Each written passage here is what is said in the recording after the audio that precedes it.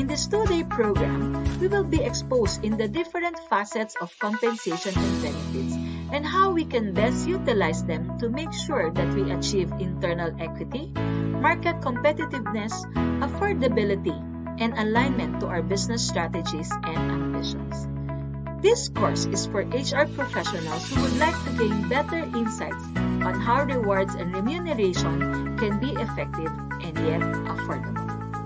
Join me and the other HR professionals as we share our insights, experiences, and HR life's lessons about compensation and benefits.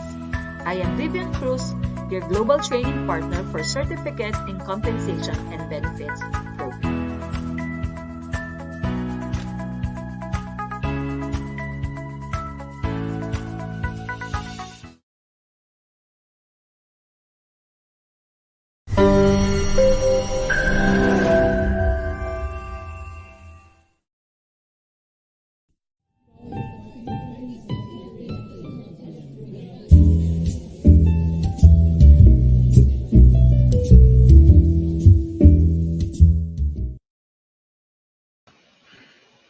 Hello and welcome to another episode of The Trainer's Lounge, the show where we talk about anything and everything about L&D. And we have a new topic prepared for you with a guest that will share his insights and experiences about his journey through L&D. But of course, before we go to our show, don't forget to like and subscribe to our channels. You can find us at YouTube under Circle Logica Group. You can find all of our previous episodes there uploaded as well. And also, don't forget to follow our Facebook page. That's CLDP Philippines. We are also on Spotify. So if you would like to listen to our previous web shows, well, in this form podcast, you can go and check us out at Circle Logica Group as well in Spotify. Ayan. Well, some big changes with the CLDP program. Of course, let me be the first to welcome our incoming batch 24 that will happen this October 21 and 22. And we have also opened our November run. So that will be batch 25. Wow, batch 25 na. That will be on November 18 and 19. Registrations are now open, and also our discount rates for early joiners, groups, and also for our partner program graduates such as CCBP and CRSP. Ayan. So, well, you'll have an extra discount if you join our November session for the CLDP Philippines certification program. All right, without further ado, let me introduce our guest for today. So, he is a freelance or professional event host and master classes facilitator with 7 years of experience in public speaking. Currently, he is a public speaking coach and also received his master in business administration degree this year with the highest merit. Wow. And also a registered a business professional from JA Philippines, a certified learning and development professional, and a certified guest service professional. Yeah, without further ado, let's welcome Mr. Paolo Dimaculangan. Hi. Hello, Hello, good day hello. to Ayan. good day, Kevin, and thank you so much for inviting me for your show. Of course, always welcome naman ang mga gusto mag-share ng kanilang knowledge and experiences in the world of L&D. Ayan, well actually hindi pa natin na-open up yung ating topic, no? So, first impressions in L&D programs for new hires. Wow, Ayan, yes. so medyo I think this is something na medyo nalilito pa din ang ibang mga companies and also L&D professionals, no? Kasi when we say new hires, these are basically the people nakakapasok lang sa company and all of a Tama. sudden may training na, di ba? True. Well, we will go through that and let's see no how some of the things we can clarify pa for our viewers there. Ayan. But before that, of course, we would like to know more about Mr. Paolo. Ayan. So, paano po tayo napunta sa mundo ng training? Yes. Actually, because of the pandemic din talaga yung nag-push through sa akin. Mm. Why I wanted to enter in the L&D industry. Last year, my friend encouraged me, sabi niya, you're into public speaking naman na. So why not shift also, or at least embrace also the fact that you can actually train other people, train professionals. So that's also the primary reason kung bakit nag-masters ako. So para talagang Mhm. magkaroon ako ng more in-depth knowledge about HR, about handling people, about training people. So Ayun. talagang I think it's one of the most fulfilling sa mga trainers, yung nasi-share mo yung knowledge mo, natitrain mo sila. And of course, it's also a benefit for companies dahil nga, when you train kasi your people, your talent, talagang you are asking the trainers that these employees are valued in this company. So take care of them, di ba? So yeah, that's one of what that is the reason why I love LND. Ayun. Well, you mentioned na initially public speaking ang career path natin, and then nag-transition tayo into L&D. Well, how about now? Are you a part of an organization, or are you doing freelance based training muna? Yeah, more on freelance lang muna tayo as of now. Mm-hmm. So we're not related to any organization. I But see. ayun, parang I am opening my services in being a speaker, being a trainer to different organization. And well, actually, that can be a good thing kasi you have a wider reach for your client. So that only means that Mr. Paolo here is available for your company if ever you need some training. Ayan. So maybe pwede din sila mag-reach out towards you. Yes, Ayan. thank you. Well, actually, no. What's interesting is you started your training career or L&D career during the pandemic when Yes. it's probably one of the most challenging times in L&D. So it's quite interesting. And was there any struggles? Well, I guess there will be struggles. But what are the most memorable ups and downs of your transition into L&D? I think one of the most challenges because of the Mhm. pandemic is you know, it's not face to face. There's no physical interaction pa before. Unlike now, parang we are now trying our best to enter the post-pandemic era. Pero during the surge of the cases talaga, most of companies, organizations are really relying on online. So I think Mhm. yun yung pinakamahirap sa mga trainers now eh. Pero that's also a good thing because during the pandemic, nagkaroon tayo ng hybrid, nagkaroon tayo ng online, nagkaroon tayo ng means of channel para mas ma-reach pa natin despite being at home. So, that's a good thing din siguro during the pandemic. Talagang nagkaroon tayo ng another platform to train. I see. Yeah.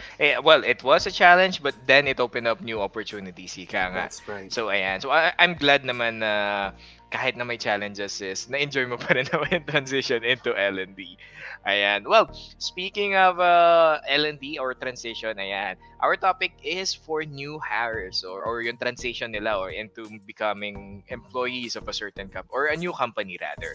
And when we say first impression, siguro dito nagpo-fall na rin yung how they will see the company that they applied to or that they were hired, and how L&D training can affect that impression, or like as the name suggests, how will they look at us or look at the company based sa L&D trainings natin. Ayan. So I have prepared some few questions. Are we ready? Yes. Let's All try right. our best to answer those questions later. Yes. Well, of course, first one, myth or fact muna tayo. Something easy lang.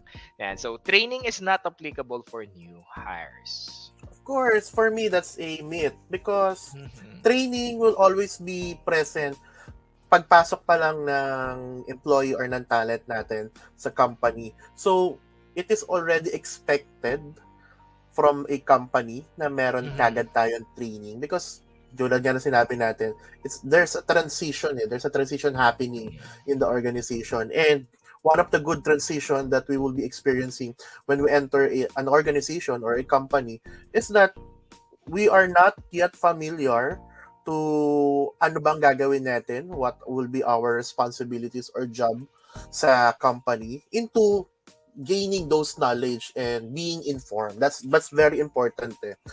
Training is more about being informed, 'di ba? So I Mhm. think for me, training is applicable, definitely applicable to new Ayan. hires. Ayun, oo nga naman. But yeah, actually, the thing is, some of the times, yung training na iniisip din natin kasi is not, or sorry, yung training na iniisip natin is how will they do the job that, or yung ano nila, job description nila. But also, we're gonna talk about the trainings that will help them develop. That's right. Ayan. Kasi yung mga training na to, usually, they come in when that employee has earned some tenureship, no? Siguro mga 6 months upon regularization, or kapag nagkakaroon na ng, what do you call this? Nagkakaroon na ng plans for promotion or for Regular. regularization. But siguro let's also talk about those kinds of L&D development or training developments na hindi talaga about doon sa job description nila. Ayan.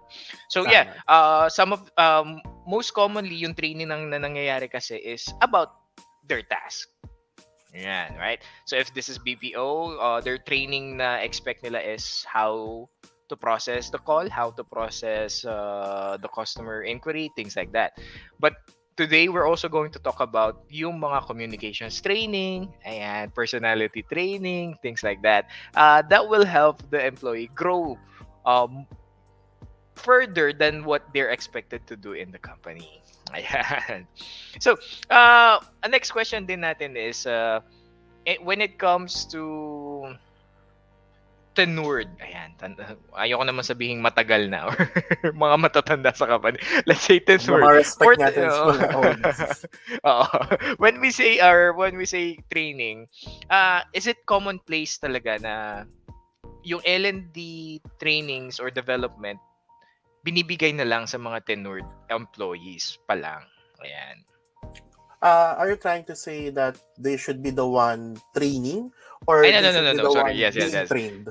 Sorry. Being trained, ayan. Kasi Okay. as I mentioned kanina, hindi lang naman training about your job ang nangyayari. Meron din mga developmental trainings like personality, professional, ayan, and technical Tama. skills also.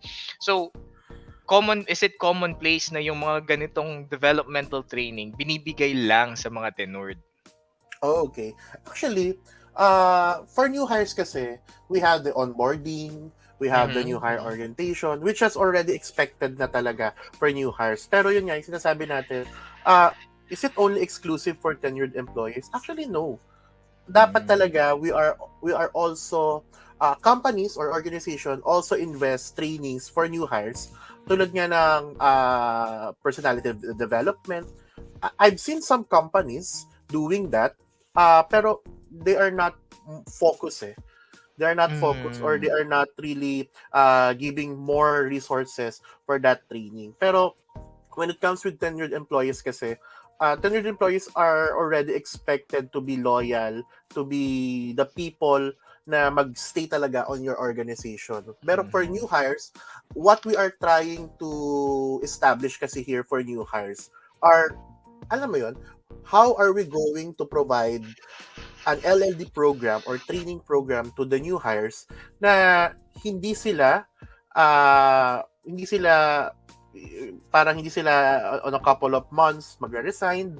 So we would like to make a training program for our new hires na sinasabi natin first impression pa lang, alam na nila na I will be enjoying my stay here in the company because of the benefits of training that I receive from this organization. Yun yung pinaka-importante. Kasi when we only give trainings to our tenured employees, to those who are already regular, parang may ano siya, may benefit siya kasi as a new hire, para makikita mo na, okay, kailangan kong galingan para pag naging tenured na ako, if I receive the status of being regularized, gagalingan ko para lang makuha ko yung training. Pero on the back side of that, parang alam mo yon, nawawala yung exclusivity Parang, Mhm. 'di ba? Parang sasabi mo, okay, so kailangan Magawa regular ko muna employees 'to, lang ako. oo. Oo. Mm. So it's not for me, for me lang naman. I think it's not healthy for Ah, new hires na walang training before or walang training during their status as a new hire. mhm, 'Di ba tama mhm. naman, Kevin? Yes. Actually, well, I would like to add siguro na lang, personal note na lang. I'm not saying this is what's happening all around, no. Personal note lang naman. It Mm-mm. happened to me when I was younger, joining a company. What I remember is on my onboarding, the first day, yun the usual orientation, Oo. what is the company, who is the company, people involved in your job. And then the next few days, training lang about what is step 1 to step 5. Parang Oo. ganun lang na training. And then tapos na. Then I was expected to do my job na. And then I thought na, okay, so ganun lang ba? And then when I started developing my career into L&D or into teaching, doon ko na-realize parang mas maganda sana kung sinabihan ako na, oh, you will also have or you will be supported with a communications training or That's right. you will be also supported or supplied with a computer knowledge training, sabihin na natin, things like that. Well, I was younger then. I didn't know how things work pa in the workplace. Pero, yun nga, looking back, and also experiencing other companies no na hindi lang nila iti-train sa'yo or they won't just offer you the training on how to do your job but also offer you trainings that can help you improve professionally. Ayan. So I guess no that is actually a big especially for those na meron ng experience, it's gonna be a big factor if they would like to stay or if they would like to pursue their tenureship in that company. Ayan. Sa Kevin, add ko lang, no? Kasi Hmm. companies talagang or organization, the reason why they hire these people or this talent is because they believe they could be a good investment. So why not, 'di ba? Why not give the full blast? Kasi sometimes companies ang dilemma kasi ng mga organization natin na kaya sila siguro hindi nagbibigay ng trainings pa for new hires is baka hindi magtuloy, Oo. baka Mhm. hindi maging magandang maging bad investment, which is Mhm. nowadays is the other way around. The reason why we are investing for them is so that they could They really stay. help the company and they Mhm. stay. Actually, yes, yes. Well, hindi mo sila masisi, no? At the end of the day, business is business, That's right. especially on managerial or on the higher up standpoints, ika nga. But yeah, I think it's becoming more commonplace knowledge talaga na if you invest in L&D or in training itself, ayan, it's actually gonna help with your ROI. Ayan. Tama. Speaking of ROI, siguro para at least magka-idea din, ano ba ang ROI? Okay. So, common knowledge, ROI, return on investment. For Ayun. us, LND, ROI is more about kung yung hinire ba natin Mhm. ay beneficial to the company, kung yung mga ginastos ba natin or mga cost natin sa pag-hire sa ating mga new hires are talagang magkakaroon ng return on investment. So, Mhm.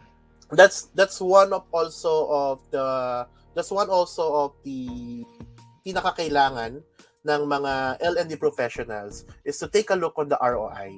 Dahil hindi naman tayo pwedeng gawa ng L&D Oo, programs. We should definitely. always look at how these programs or training programs will be very beneficial to the company. Ayan. Well, speaking of benefits, pag ba sinabi nating ROI, monetary lang ang tinitignan? Actually, we are also taking a look kung of course, sales. Pumapasok na dyan ang sales Okay. natin. Mhm. And Mhm. of course, pumapasok din dito yung productivity. Kasi Yes, I more or agree. less productivity always results to sales din. Kung 'di ba? More or less Mhm. lagi naman talaga pumapasok ang monetary. Pero of course, Mhm. when we say productivity kasi, kailangan alam natin kung paano ba natin mapapashorten yung time na nagte-train lang si employee into actual na trabaho nila. Kasi nga, at the end of the day, ang ini-expect natin are sales from them. Pero, yun nga, lagi natin sinasabi, investments on training program will always be beneficial to the organization. Kaya, grabe, ako talaga naniniwala ako na sobrang importante yung alam mo yun, we are really training our employees, our talent. Kasi nga, without them, the success of the company or the organization, it will be impossible.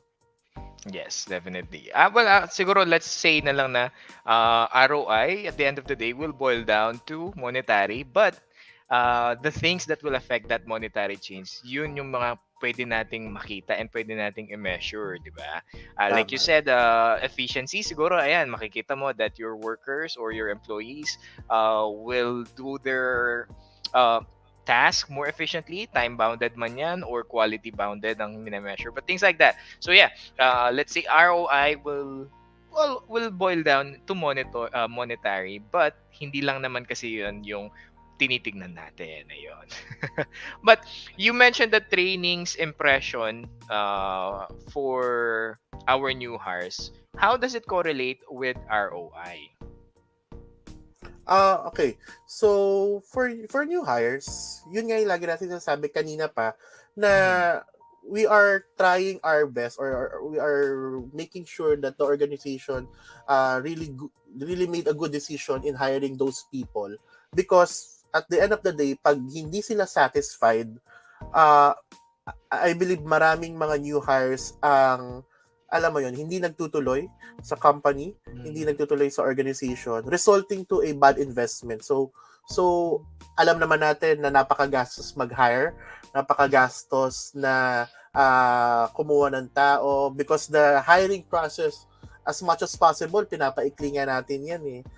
As much as Mhm. possible, talagang kung pwedeng mas From mababa lang yung process resources, oo, to yung process natin. Pero Mhm. uh, yung process na yun with the organization na i-invest nila from time and resources, pag yung new hires natin ay hindi naging satisfied, kasi it's a two-way eh. Some companies, Mhm. some organization, akala nila it's only one way, na parang organization lang, pero actually it's always two-way. We also have to understand that employees also choose us, employees Ah. also decides, 'di ba? They also have decision. So pag yung decision nila na hindi magtuloy sa organization, sa company, is a loss for a company. Kasi pag nag-resign sila at the early stages of their training, or their, kunyari nasa ano pa lang, nasa probationary pa lang, Probationary. Mhm. another process na naman yan ng hiring natin. So another resources na naman yan, and Oo nga another naman. cost na naman siya. So talagang malaking Ayan. epekto yung training natin with the employees natin, because nakaka-apekto siya sa ROI ng company. Ayan. Well, now that we've established din naman kasi yung importance niya, what are some of the topics or programs, siguro, learning programs that you have seen na effective or rather had a good effect doon sa company's retention ng mga new hires? Like, what are Uh, the certain topics that you've seen or experienced siguro na pwede nating idagdag doon sa typical na process training? Actually, one of the common talaga nakikita natin is personality development. Pero Yun. nowadays, because of the pandemic, sa tingin ko magandang ipasok din natin yung mga programs about stress management. Mhm. Because alam mo yun, most of the employees madaling ma-burnout ngayon dahil nga 'di ba, yung the situation itself, the pandemic, tapos sasabayan pa natin ng work, talagang stress. Stressful sa kanila as an employee. Kahit sa atin, di ba, stressful Aha, yung aha. situation natin. At the same time, we are trying to give our best to company or sa organization. Pero yun nga, one of the good things is stress management. Actually, sinabi natin kanina na the pandemic established online and hybrid platforms for trainings. Mhm. Pasok din sa online platforms natin ng mga LMS eh, mga learning management system ng mga companies na talagang pinag-i-investan ngayon ng mga organization. It's because lesser human resources siya. Aha. Cheaper siya actually. Cheaper siya. Aha. Pero yung fact na LMS provides those L&D programs for new hires, na parang accessible na mga new hires natin, it's a good thing ngayong pandemic. Saka yun nga, it's a first impression for those employees na pumapasok sa company to have this kind of programs. Ayun. So, personality and stress management. Ayan. Well, actually, I've also seen some companies offering financial wellness and literacy. Yes. Yan. So, siguro probably for employees who will handle some kind of financing or monetary aspects of their job, no? Siguro nakikita ko ino-offer na rin 'yan na we would like to have our company or our employees have a financial wellness and literacy program. And then makikita mo it's for everyone, not just the tenured ones but also yung mga bagong hires nila, sinasama na nila doon. Kasi I think it is a good program or learning program that is pwedeng i-apply kahit kanino, mapa new hires sila sa company or tenured. Ayan. And of course, sa akin naman, I think one of the things na hindi mo na pwede mong i-apply sa kahit anong industry is communications training. Tama. Definitely. Medyo bias ako sa communications training kasi I am a BS Ed English major by education. So, medyo, what's the right term? Medyo binibida ko ang communications training. But yeah, definitely you can't go wrong with kahit yung simpleng communications training lang, i-offer mo siya agad sa mga new hires, they will highly appreciate it. Especially those who are not just new to the company but new to working. Yan yung mga fresh grad natin.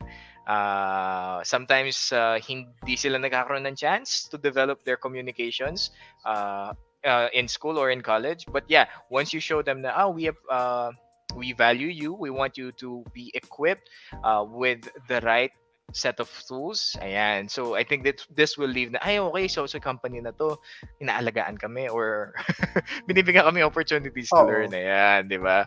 That kind of mindset actually helps with the retention of our new hires. Ayan. At saka communication kasi sorry. talaga is talagang kailangan sa business or sa organization. So may mga new hires tayo na yun nga, mga new to work na alam mo yun, takot pa makipag-communicate. So parang eventually nasasanay na lang sila na ganito yung culture sa company, sa organization. So maganda sa new hires nga. That's right, na meron tayong kahit introduction to communication, mga basics lang na kailangan natin when we communicate with our co-employees, with our customers. And yun pa, isa pa yun, speaking of customers, if you are in a service industry, maganda rin na for new hires, you are already exposed on trainings such as guest service and customer service. Kasi nga, before, mostly naman ng mga nasa service industry or mga nasa customer service na frontliners natin ay talagang natatawag tayo, excuse me for the term, mga kapalang mukha. Diba? Pero at the end of the day, kailangan din nila ng training para alam mo yun, the proper way, the proper dealing with customers. That's also a good one for new hires. Kasi I think nangyayari naman yan, but with the emergence of with the emergence of new strategies kasi in teaching or in training, I think we can improve pa better this kind of things. I was in the customer service industry before, and I think, if I'm not mistaken, the only training I received for that is parang script lang siya. So this is parang ano lang din siya. This is paano mo gagawin job mo. So this is what you will say if the customer is requesting for this. This is what you will say if the customer is irate. This is what you will say. Pas sabi ko, wala man lang bang role playing, wala man lang bang simulation, things like that. So yeah, I think it's not just about offering the training, but also making sure that the training is good. Are conflict management already exposed to new hires din ba? Ang conflict management sa work? Ah, that's actually a good question kasi let's go back 5 years. Ang trend sa amin nun, kasi marami akong kaibigan na in different customer service Mm-mm. I think meron sila, but as I mentioned, script based pa rin. Mm-mm. I think meron ng simulation siguro, like kaso pili lang or hindi lahat ng tao. This is my personal experience 5 years ago. Ika nga. Parang yes, they gave you scripts. Yes, there will be role playing, pero hindi lahat ng binibigay na lang naman kasi to during uh, hindi ko alam yun. Nakalimutan ko na yung term. But what I'm trying to say is pag medyo okay ka na with them, na parang tumagal ka na, pumasa ka na dun sa initial training, that's when they just give you the tools. That's when they give you the simulations and role-playing things na mahirap nang gawin kasi you're already doing your job na. Oo. Nasa floor ka na parang ganun So if sanang during the training period doon na in-apply yun, at least you're well equipped once you go in the floor na. Saka kahit nga kahit anong programs, kung kunwari ang organization talagang skeptical pa sa pagbibigay ng mga training programs sa mga new hires, at least introductions or the basics, 'di ba? Para at least kahit papaano, meron silang aabangan. May mga aabangan yung mga new hires natin na okay, so we are in the introduction level 1. So eventually magkakaroon pa tayo ng in-depth knowledge about this program. So yun, at least yun yung parang pinakamagandang advice natin for organization. For bigger organizations kasi, bigger companies, they are already well established with those parang alam na nila they are already accepting the trend na okay, so new hire training is also included apart from onboarding, orientation, diba? Actually, actually, I think sa mga startups, let's say, or sa mga smaller companies, it doesn't have to be training with the certificate na yan. Hindi naman natin laging ina-achieve yung highest level of training. Introduction trainings are best offered talaga at the beginning of a new hire's journey towards sa company nga. You don't have to plan naman, or you don't have to offer them well planned trainings na may multiple modules or multiple areas of topics. Hindi naman siya ganun You can offer them the basic introduction lessons. That's good na to make or to leave an impression to them na you care for them and you care for their professional development. Ayan. Kasi naman baka one of the things na kinakatakutan ng mga companies is they're new. Kakapasok lang nila. Why would I spend well, let's face it, some of the trainings out there are a bit heavy on the budget, no? So you don't have to go that road naman agad. You don't have to offer agad naman yung big trainings na may certificates, let's say, or accreditations. No, it's not like that. And that's why you have an L&D team to help you out. Lay out the plans, no? What trainings or what programs can help your new hires be acclimated to your company. Ayan. Actually, ito, hindi ko sure kung super related with L&D, pero alam mo yon, I know a story about a startup na parang nagkaroon sila ng problem with filing sa BIR kasi ang nangyari dito is hindi nila tinrain yung employees nila for to, small businesses lang to. Hindi nila tinrain yung business nila, parang as is na lang siya, nakasanayan na lang ng employee na hindi nag-i-issue ng receipt. Tapos, so parang, kasi for small businesses, kino-consolidate lang natin. Parang nililista lang natin at the end of the day yung tayo nag-i-issue ng resibo. So, parang nasa thinking nung employee is, hindi na ako nag-i-issue ng resibo sa customer. So, nung nag-tax map sila, or nag-tax map yung RDO nila, tinanong siya kung may official receipt kayo. So, ang nasagot ni employee is, wala kaming resibo. So ano na kagad siya? penalty na kagad siya sa nag-tax map. Kasi hindi siya Ah. nag-i-issue ng resibo. Ang thinking kasi nung or parang ang naging nakasanayan, yung parang Mhm. nakasanayan ng employee is hindi mag-issue ng resibo, or so parang nasa isip niya, wala kami resibo kahit meron talaga silang resibo. Oo, So oo.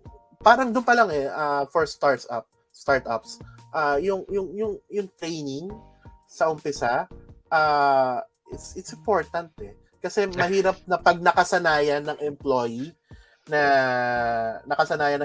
yung day-to-day lang, tapos hindi siya naka-standard, nagkakaroon ng problem in the future.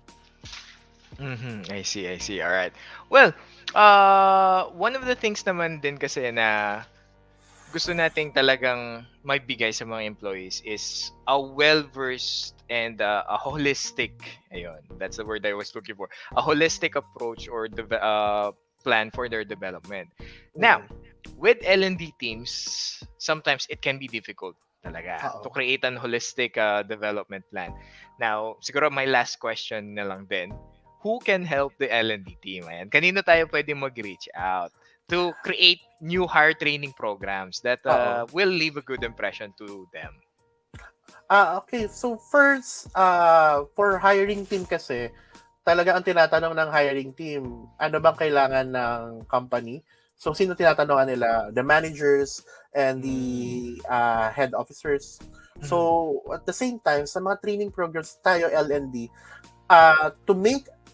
for us to establish a holistic program talaga, we should also consult our managers, mga front office managers natin, and at the same time, another one na pwede nating pagtanungan kung paano ba tayo makakabuo ng L&D program for new hires, are although not advisable, hindi naman, encourage lang siya pero hindi naman advisable, we could outsource, 'di ba? We could outsource kung ano bang, kasi they are the expert kung ang organization natin are not expert talaga, and kumbaga kaka-establish pala ng L&D team natin, we could outsource, at least consult tayo sa mga organization, HR organization, tulad ninyo, di ba? Sa company ninyo. So at least we could have, or we could, from there, we could start from scratch, and we could provide a program na talagang dedicated for them. Kasi if we only provide programs na sa tingin natin yung kumbaga tayo lang without consulting other people, we will not know if beneficial pa ba siya or kailangan ba talaga siya ng company, di ba? So yun, managers are the best people to consult dahil sila yung nakakaalam kung ano ba yung nangyayari, or sila yung first na nakaka-experience kung ano yung nangyayari sa mga talents sila or mga employees sila. And at the same time, kung wala talaga tayong knowledge, or parang tayo na rin mismo yung managers, tayo na rin mismo yung may-ari ng company, especially for startups and new companies, outsource. We should outsource na. Ayun. So yeah, an L&D team or an L&D professional can only do so much, ika. Especially if the scope is getting wider or larger. Consultancy is actually a good way to make sure that we're still on the right track. Well, yes, talking to your team members, such as the managers nga, immediate supervisors, or even the hiring team, kasi they would also have inputs of such as profile of the new hires, like itong bagong profile or itong bagong group na to, some of them are excelling in this field, some of them are lacking in this field, things like that. So yes, as L&D professionals, don't be afraid to reach out to other team members of the organization, and also don't anong tawag dito? Wag matakot magpa-consult. Let's put it that way. Consultancy is always there naman to help, not to take advantage of our company naman. We can only do so much. I think that's one of the common curse of HR, hindi lang ng island but ng HR industry. No, we can only do so much, and if we need help, nandyan naman tayo to reach out for them. Ayan. Well, any last tips for L&D professionals creating new hire trainings? Okay, so any last tips? So for L&D professionals, both yung mga matatagal na sa industry and yung mga kakapasok pa lang sa industry, always remember talaga na trainings are works from new hires to those people na matatagal na sa organization. It works best for both. Okay? Kasi nga Mhm. it's not just about providing training for Mhm. the sake of training. It's all about giving training and giving the knowledge that the people need so that they will be equipped sa organization, because at the end of the day they are the people who will give best for the organization. They are the people na magpo-fulfill Mhm. ng vision and mission ng goals ng company, ng organization, and at the end of the day, sila yung magbibigay sa atin ng investment, ng return on investment. Oo Okay? nga Sila naman, yung oo nga magbibigay naman. ng productivity and sales. So, Ayan. we should really take care of them. Ayan. Well, thank you so much for that, Mr. Paolo. And ayan, I hope our viewers were able to be enlightened, no, about the Yes. importance of of training and development for new hires and to improve, no, not just yung return of investment, but also yung loyalty, ayan, ng Tama, ating tama. mga employees. Ayan. Well, before we end our show, Mr. Paolo, would you like to share anything from your end? Okay. So, for those who are watching right now, hopefully nakapagbigay ako ng input sa inyo kahit papaano as one of the new L&D professional in the industry. For my end naman, hopefully, if you like our talk again, you may also inquire, or you may also reach out to me for training consultancy. And ito nga, my sole business, I am a professional event host. So for those na mga ikakasal, magpa-party, Yeah. especially this era, for our corporates na naghahanap ng event host for their Christmas party and year-end Christmas programs. party. Ayan. Ayan, so I am very, very much available for this year hanggang January 2023. So you may reach out to me. My Facebook page is facebook.com/Paolo Dimaculangan PH, or you may also reach out to me on Instagram at Paolo Dimaculangan PH. As you can see on your screen, here are my notable clients and my background kung you need training consultancy. So thank you so much again. Hopefully, you learned a lot about first impressions in L&D programs for new hires, shared by me and Kevin. Ayan. Thank you so much again, Mr. Paolo, and hope to see you again in our show. Laging open naman ng doors natin dito sa Trainers Lounge. If ever na you want to share some new business pieces of bits and knowledge about the L&D industry. But for Yes, now, yes. ayan, thank you so much again and ingat po lagi. I know you're gonna be busy for the next few months. Start na ng Halloween parties, ng year-end Tama, tama. parties. Ayan. So, ayan. Again, for those who would like to reach out to Mr. Paolo Dimaculangan, just go to Facebook and his Instagram. Ayan, you can search host Paolo Dimaculangan. Alright. Thank you, thank you. Ingat po lagi, Sir Paolo, and see you again. Ayan. Thank you so much. Bye. Bye. And that was Mr. Paolo Dimaculangan. Okay, and wow. New hires are actually also unsure, no? Some of them, not all, but some of them are actually unsure if they would like to invest their time and efforts in a company. What we can do, no, to ease or to help them become more trusting with us is to offer them the tools or the right set of tools, ika nga, to make sure that they develop, that they can grow in our company, and they can reach their highest professional potential. And what better way to or when to do that? Ika nga, kailan ba maganda gawin yon? From the start. Ayan. So, as soon as we accept them in our company, let's help them grow na agad, ika nga. And you will see, ayan, it's proven naman you will see a good ROI and also a good sense of loyalty from our teammates. Ayan. So I hope that this episode was able to help you.